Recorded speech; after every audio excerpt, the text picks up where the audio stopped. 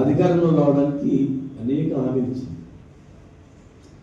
అనేక హామీలు ఇచ్చి హామీలు నెరవేర్చడంలో దృష్టి పెట్టాలి. ముఖ్యంగా బడుగు బలహీన వర్గాల వాళ్ళు 60% జనాభా వీళ్ళు మీ కులవృత్తులను బ్రహ్మాండంగా చేస్తాం, 42% రిజర్వేషన్ ఇచ్చి మీకు రాజకీయంగా అవకాశం కలిగిస్తా అనే ఒకటి ప్రధానమైనటువంటి దీనిలతో అధికారంలో రావడం.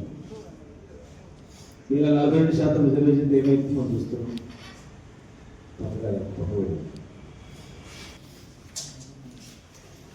ఏ కులవృత్తిని కూడా 2 సంవత్సరాల దగ్గర వస్తుంది. ఏ ఒక్క కులవృత్తిని కూడా దాన్ని ఆధునీకరించడం, బాగు చేస్తాం, దీని నుంచి ఇంతమంది బాగుపడ్డారని చెప్పి ఎక్కలేదు. రైతుల సంగతి రైతుల వచ్చే ఉంది. కులవృత్తులు చూడండి ఎంత హీనంగా అయిపోయిందంటే పూర్తిగా నాగరికతను నేర్పేటువంటి కులాలు గుర్తులేదు. ఇవాళ కరెంట్ వచ్చింది, ఈరోజు మందులు వచ్చినాయి, రకరకాలు వచ్చినాయి. ఏం లేనప్పుడు డాక్టర్లు వచ్చింది. ఇప్పుడు డాక్టర్లుగా అన్ని రకాల వైద్యాలు, ఆహారము, ఫుడ్ ప్లస్ అనేక రకాల ప్రకృతి సహజసిద్ధమైనటువంటి తయారు చేసినట్టు వృత్తులు. ఏ ప్రవృత్తి కూడా యాదవులకు నగదిస్తామన్న 3 లక్షలు అత్తారికి వేయలేదు.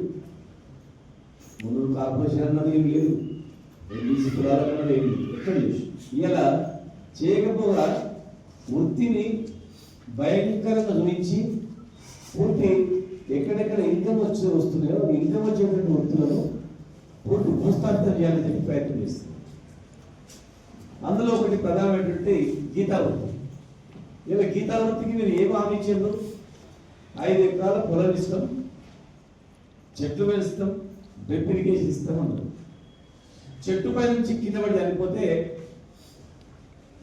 టీఆర్ఎస్ వాళ్ళు 5 లక్షలు ఇస్తామని చెప్పి మీరు ఇప్పటి వరకు బకాయిలు ఇవ్వలేదు, బకాయిలు డబ్బులు ఇవ్వలేదు,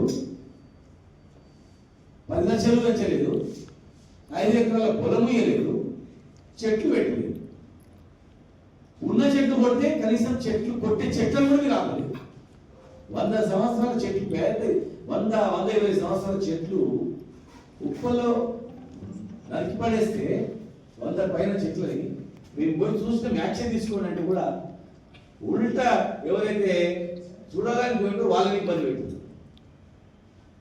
పెట్టిన చెట్లను మీరు యాక్షన్ తీసుకోలేదు. ఏం చేయలేదు. చనిపోయిన గీత కార్మికులు రోడ్ల మీద పడ్డదు, మా డబ్బులు రావట్లేదు పైగా ఈరోజు లిక్కర్ మాఫియా తలొక్కి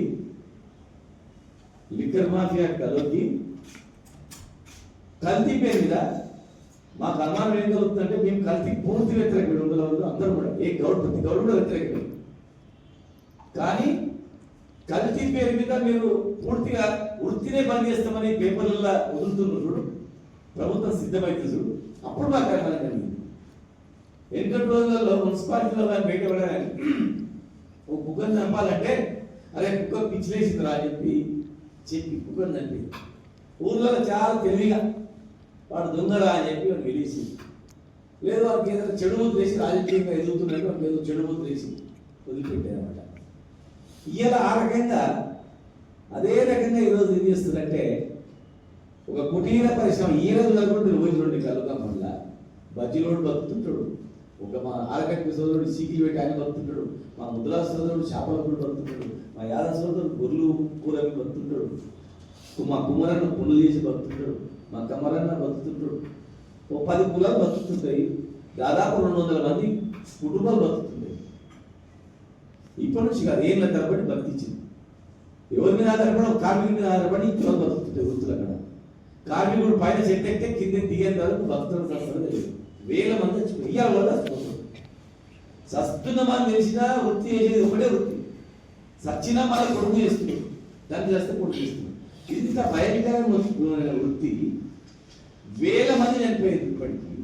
ఇప్పటికి 500-600 మంది ఈ గవర్నమెంట్ కూడా చనిపోయింది. విశ్లేషించిన లిస్టే ఉంది. మరి ఇంత ప్రమాదకరంగా ఒక్కడు ప్రాణాలకు తెగించి గీసి కింద తీసి అమ్మితే మళ్ళీ ఇక్కడ 10 మంది బతుకుతారు. ఈ మదికులలో ఎవరు చచ్చిపోరు, చచ్చిపోయేటోడు కార్మికుడే, గీత కార్మికుడే. ఇంత ప్రమాదకరమైన వృత్తిని ఎట్లా ఆధునీకరణ చేయాలని ఆలోచన చేయకుండా ప్యూర్గా కళ్ళు ప్రజలకు ఎట్లా తీయాలని ఆలోచన చేయకుండా ఇవాళ మీరు నిషేధిస్తామని ఉట్లాడుతున్నారు. అన్ని పేపర్లు వస్తున్నాయి, మాకు తెలుసు. కొన్ని పేపర్లు వస్తున్నాయంటే జీవులు వస్తాయి, ఇవాళ వచ్చినాయంటే రేపు అవుతుంది. ఓ మూడం అయిందంటే ఊరుగుతుంది, ఊరుందంటే వాన పడుతుంది. మాకు అర్థమైపోయింది. మేము ఒక్కటే అడుగుతాము, మీరు మాకు ఇప్పుడు అనుమానం కలుగుతాము. చనిపోయినందుకు మీకు చాలా బాధపడ్డారు, మరి మన వృత్తికి ఎంత చెడ్డ పేరు వచ్చారా అని చెప్పేసి బాధపడ్డారు.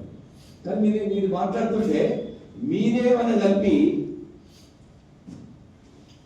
చనిపోయిన తర్వాత మీరు నిదేసి ఇక నిషేధించవచ్చు అని చెప్పి ఉట్లాడుతూ అనిపిస్తుంది.